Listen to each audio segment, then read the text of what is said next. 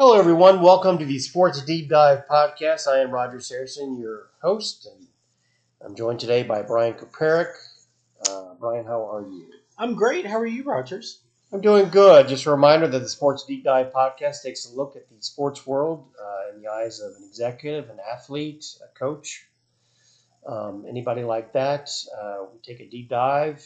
We generally look at things in the past or sports trends as opposed to the latest sports news because you can get that anywhere else. Right, Brian?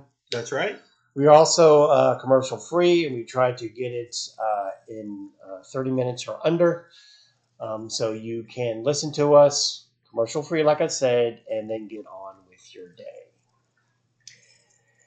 So today, Brian, we are going to get back into the series that we started last season, and that's sports and the media. We've done Major League Baseball, we've done the NFL, we have done college football, or we've done college. We talked about both college football and college basketball. And we've also done the NBA. So today we're going to do the NHL, the National Hockey League. All right. All right. So let me set the stage for you. Okay. It's February 25th, 1940. Inside Madison Square Garden, the New York Rangers are playing the Montreal Canadiens. All right. It's the fastest sport on earth, but unless you're one of the few thousand people in those seats, the game is a ghost. The game is a ghost. High above the ice, there is a single camera from NBC. It's an experiment. The signal is beamed to exactly 8 television sets in the entire city. One team owner even famously says, "Why would I put this on TV? If they can see it for free, they won't pay for a ticket."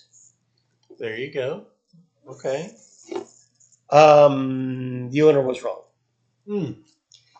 Of course. For the next 80 years, the NHL would fight a war between tradition and technology, and war involving glow pucks. You remember those? Oh, yeah. $1 billion gambles, and a battle to prove that hockey isn't just a Canadian pastime, but a global media powerhouse. Okay. Today, we're tracing the history of the NHL media rights from the original 6 radio days to the 2026 streaming revolution. So get ready, Brian. Buckle in. All right, in the beginning, hockey wasn't seen. It was heard. Right. In Canada, Hockey Night in Canada started on the radio in 1923. Man. Wow. And by the 1930s, Foster Hewitt's voice was the heartbeat of the country. When TV arrived in 1952, the CBC didn't just broadcast games. They created a national religion. Yeah. But across the border in the U.S., the NHL was a regional secret. Yeah. Not highly followed, but in a few little places. Owners were so terrified of national TV killing ticket sales that they essentially ignored the American market for decades. The 1967 expansion was the first real shift. The league doubled in size because networks like CBS demanded a national footprint in markets like California and Pennsylvania before they would sign a major deal. Yeah. Which makes sense. Yep. The 70s and 80s were defined by a cable war. After the 1980 Miracle on Ice gave the sport a brief surge, the league settled into the era of cable. First came a deal with the USA Network for $8 million. $8 million. That's pretty good. That's pretty inexpensive these days. Oh, real inexpensive. Followed by a $25 million deal with ESPN in 1985. Now, I don't know if you remember, Brian, but we talked about when we were doing the NBA and the media rights. Remember, USA Network was also a spot for them as well for the NBA before CBS got involved. In 1988, the NHL made a fatal mistake. I don't know if you remember this. They left ESPN for Sports Channel America. I don't remember that. They got a bigger paycheck, $51 million, but they lost their audience. Sports Channel reached only 7 million homes compared to ESPN's 50 million. Yeah. The NHL effectively vanished from the American culture conversation for 4 years. Wow. And no telling how much irreparable damage was caused by that. well, Sports Channel America, I think, was big in Ohio, and I think it was like a Midwest type of thing. It was big there, if I remember correctly, but wasn't big, in the major. Across the whole. Yeah. Right. All right, here we go. You ready? Yeah. We're going to talk about the glow puck. Let's do it. In 1994, the NHL returned to broadcast TV with a $155 million deal on Fox. That's right. To attract casual fans, they introduced the Fox Track glow puck. It was an amazing idea. I liked it. I'm telling you, listen, I'm a huge hockey fan at the time, going to a lot of NHL games and just games, period. Like, loved hockey. And but so many people did not understand the sport or get it. And that puck tracker, it brought a bunch of people to the sport. Well, what I liked about it is the fact that, and I'm not the only one to say this, going to a hockey game in person is better than watching it on TV. Way better. And I'm not talking about the fan experience. I'm just talking about how. No, you can see the game better. Yeah, the camera angles. The camera angles are based on either a football mentality or an NBA mentality. Right. There should be cameras, like I think, in the corners, so you can see it. But anyway, so for those of you that don't know what the glow puck was, it was an infrared powder blue halo that turned into a red comet during slap shots. So what that means is like, if you watch, all right, so if you watch a football game now, yeah, you don't necessarily see your quarterback throw the ball, but the camera assumes that that's what he did and will pan to the receiver to catch it or fumble or whatever. Yeah. You don't see the quarterback handing off the ball. Right. But the camera follows the runner, and so you assume, he gave it to because that guy just ran 10 yards, whatever. But in hockey, it's hard because you've got, all these players on the ice at the same time. It's hard to know where the puck is. Well, and it's moving so fast. Right. Yeah. And so, like I said, it had that infrared thing in the puck that the camera would pick up. And then that way, if somebody were to pass it or shoot it, it would suddenly turn red and have that little comet trail, like I said, and you would be able to see it.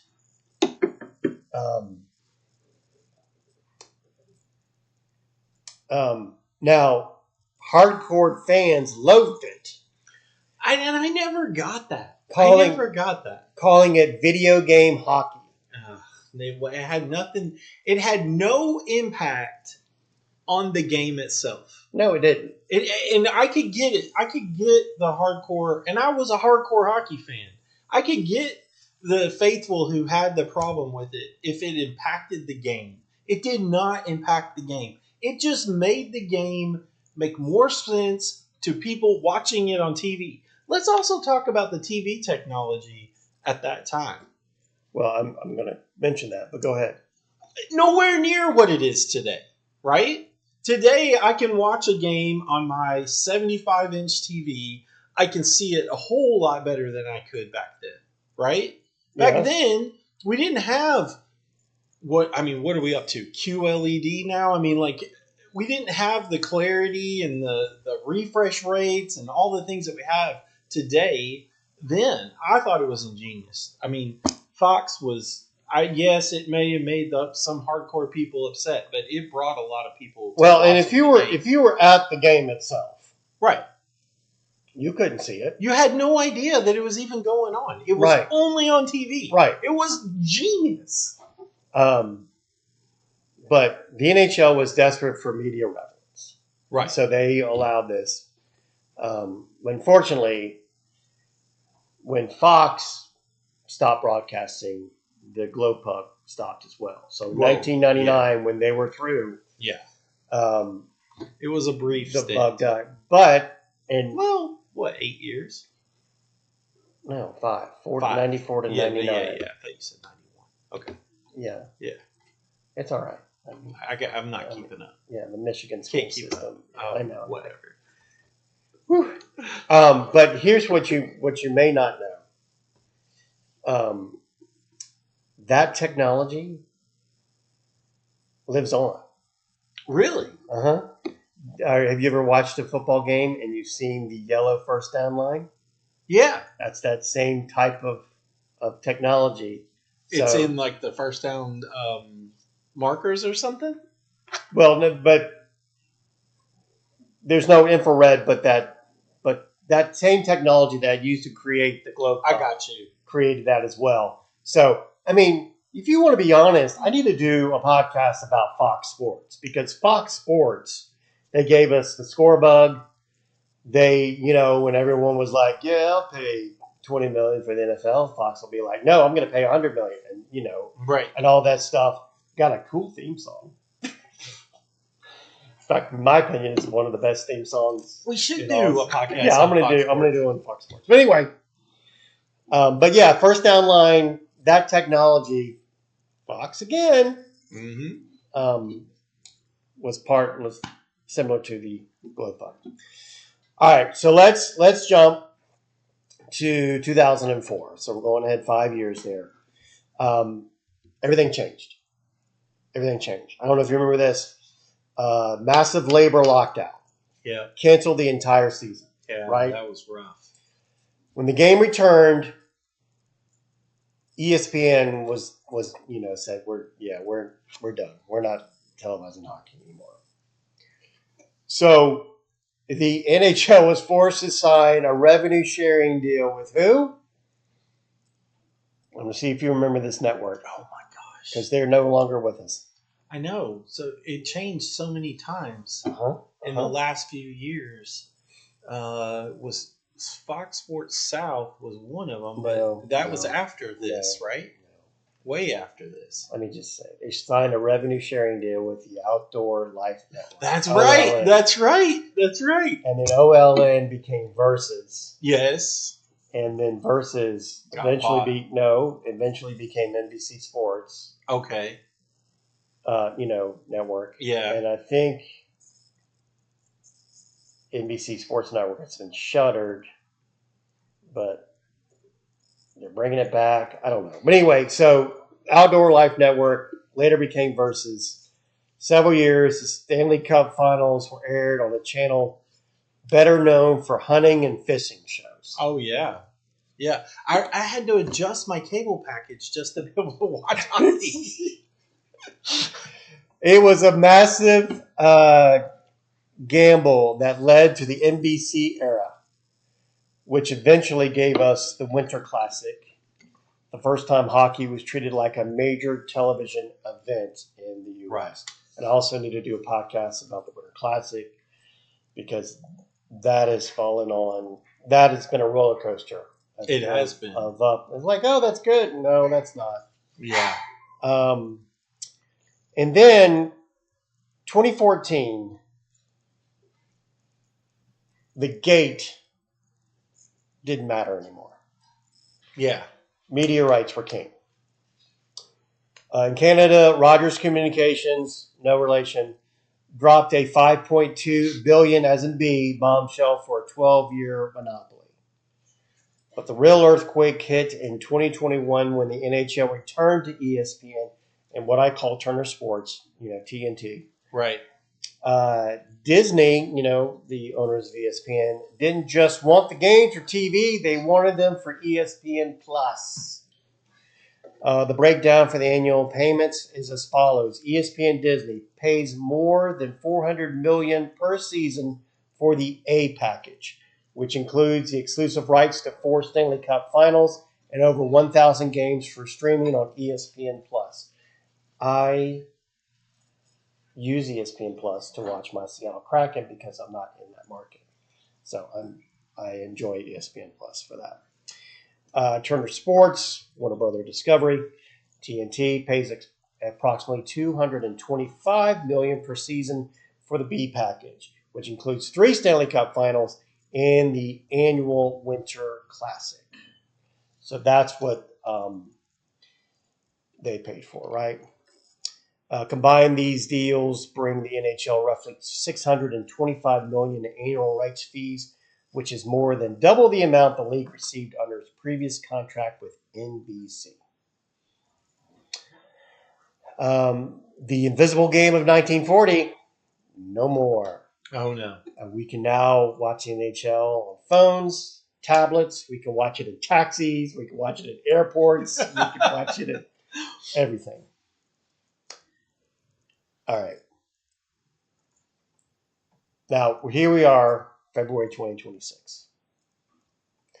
And if you're listening to this as a sports deep dive classic, February 2026, that's where we are. The landscape hasn't just shifted, it's kind of collapsed. The parent company of FanDuel Sports Network, Main Street Sports Group, has officially announced it will shut down for good in April 2026. While teams are promoting the FanDuel app today, that platform is a ghost ship that will be dark by next season. Right. As far as the NHL. All right, so let's talk about some of the teams. All right, so for the Carolina Hurricanes, next year is about reclaiming their digital identity. Because their territory spans 3 states, North Carolina, South Carolina, and Georgia, a simple local antenna deal isn't enough, right? Right. So for the 26-27 season, the Hurricanes are expected to move to a direct-to-consumer league model. This means they'll likely follow the path of the Red Wings, using MLB media or a new NHL-specific streaming hub to broadcast games. I'm going to talk about the Red Wings and the MLB media. So let's get back to the Hurricanes, though. So the Hurricanes will use like a direct-to-consumer model, which will be some type of app or anything like that. So basically, they're bypassing traditional cable entirely, right? All right, now let's talk about your Red Wings. I'm sorry, they're not your Red Wings anymore because you no longer claim them. Starting next year, the Detroit Red Wings will have their games produced and distributed by Major League Baseball. Wow. All right, so here's the deal. In the streaming era, your home isn't a channel or a dial. It's a partnership between leagues to ensure the game stays visible. Illick Sports, which owns both the Detroit Red Wings and the Detroit Tigers. Correct. Now, you still claim them, right? I do. Okay. Because there's no major league team where I live. Right. Hasn't revealed every subscription deal yet. The mechanics of the first of its kind deal. All right, so this was announced today, February 9th, 2026, making the distribution path clear. All right, so the Red Wings will move on to the MLB media platform. This means fans in Michigan will likely use the MLB app to access a Detroit Red Wings team specific streaming package, similar to how MLB already handles in-market streaming for several baseball teams like the Padres and the Diamondbacks. And they're going to do the same for the Tigers starting next year. Or it could be a hybrid app model. Because the Illich family wants a consistent year-round outlet, there's talks of unified Detroit sports style interface within the MLB ecosystem that would house both the Tigers and the Red Wings. There you go. That's pretty smart. So it could. So I mean, again, they're still working out the details. So I'm just laying out scenarios. Yeah. It could be within. You call it the app, and then during the winter, it's like, oh, they're the Red Wings. Click on the Red Wings. Here's the games. Or it could be another app, like let's just call it Detroit Sports app, right? And would have both of them. But MLB would be producing and distributing for that app for the Tigers and the Red Wings. Now, here's the thing about the NHL app, the National Hockey League app. I don't know if you remember this or not, but MLB Advanced Media actually built the infrastructure that power the NHL's digital products for years. So from like 2015 to 2021, they are the ones that built. Okay. Because they were one of the few sports leagues that had a digital platform, and so NHL said, "Why don't you do that for us, please?" And so by going back to that, distributor or content creator or whatever, the Red Wings are essentially turning to the gold standard of sports streaming tech to avoid the technical glitches that plague the FanDuel Valley apps. Yeah. No, and they were real for sure. Now, another scenario is for fans who aren't ready to stream. Like, I don't want to download another app. MLB could negotiate with providers like Comcast or DirecTV to ensure the Red Wings remain on the same channel numbers where fans are used to finding them. And what that could be is like an on-demand type of thing. Right, where you pay for like a Red Wings package or something. Yeah, and then it would be, on your on-demand listings and type of thing. Yeah, I'm worried about that with my team, like what's going to happen. With the Nashville Predators? Yeah. All right, let's talk about the Nashville Predators, shall we? All right. Nashville Predators are taking a free-to-air approach for 2026-27. Okay. So they have already established a beachhead on a local antenna TV with News Channel 5, WTVF, here in Nashville, and they're expected to expand this to a full season over-the-air schedule next year. So this makes the games free for anyone with an antenna in the Nashville market, while out-of-market fans move to ESPN+. All right, so you with me? So my guess is, News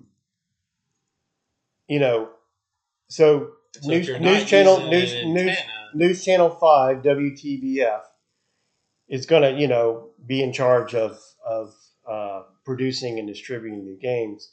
And then, like, if you're out of market, you'll go to ESPN+. But I'm thinking that they might, and I don't know for sure, but I'm thinking they might set up like a TV type of network. So, like, if you're in Bowling Green, Kentucky, you can watch the Predators on, the CW affiliate or something. If you're in Chattanooga, Tennessee, you can watch the Predators on whatever. If you're in Memphis, you can watch it. That's what I'm thinking. And if you're in San Jose, California, you can watch ESPN Plus. So let me ask you this: when you say antenna, right? Does that include, like, if you have Channel 5 on your package? I mean, I was just saying to show that it's a local over-the-air station. You. Okay. No, I just wanted to clarify that. Yeah, so don't worry. You don't have to go get an antenna. Well, I mean, I would. All right, so let's talk about there are some teams that are using the Freedom model. The St. Louis Blues and the Minnesota Wild are in emergency talks to join the Victory Plus platform, which is a free ad-supported streaming service that already has proven successful for the Dallas Stars. Okay. I don't know if you're familiar with the Victory Plus. I'm not, because never have had to be for any particular reason. It's just like, but that makes sense. Yeah, I mean, there's a bunch of them out there that Right. basically just run off of ads. That's their revenue, Yeah. basically. Yeah. So those are just some examples of what teams are going to do with their local rights once, these regional networks might disappear. So why do you think that the NHL didn't take that? Because I mean, their popularity's there now. Like, why wouldn't they sign another like all-encompassing network deal? Nobody wanted them. What do you mean? Well, I mean, All right, like so they got NFL's on Fox, so they have their deal currently with ESPN and Turner, right. But beyond that, and then, well, I mean, beyond that, they may not. They may not see the reason. Again, this is just me. This is not them. They may not see the reason to sign a broadcast over-the-air partner, because if I mean, their next negotiations, instead of going to ABC or NBC or CBS or Fox, they may go to Amazon or Apple, They may go to Apple's getting to Apple. all right. Yeah, And no, you're right. and Yeah, so um, and if and Netflix just got involved with a Major League Baseball package. yeah, Maybe they'll go to maybe the Stanley Cup will be broadcast on Netflix as opposed to ABC. right. Um, this spring, the NCAA basketball tournament championship is going to be on TBS, not CBS, TBS. Right. And it's been on TBS, like 2 years ago or before. But I mean, what my point is the fact that all your championship stuff used to be on broadcast networks. Right. But now we've got Major League Baseball playoffs on FS1 and Major League Baseball Network. Sometimes ESPN. You still got the Stanley Cup. You still got the NBA Finals, and you still got the World Series on broadcast. But college football is on ESPN, their championship. So things are changing. Yeah. Yeah. Different landscape. So basically, all right. So to sum up, as they say, we have moved from a single camera in 1940 that went to 8 houses to where the middleman cable company is obsolete. Right. The NHL's media history is a story that the league was often late to the party, but finally realized that the ice isn't just for the people in the arena. It's a screen for the entire world to watch. Yeah. And you know what? One other little point I wanted to bring up was that it's so crazy that those owners felt that way. For a long, long time, ticket prices in the NHL were among the most affordable to go to a game. Yeah.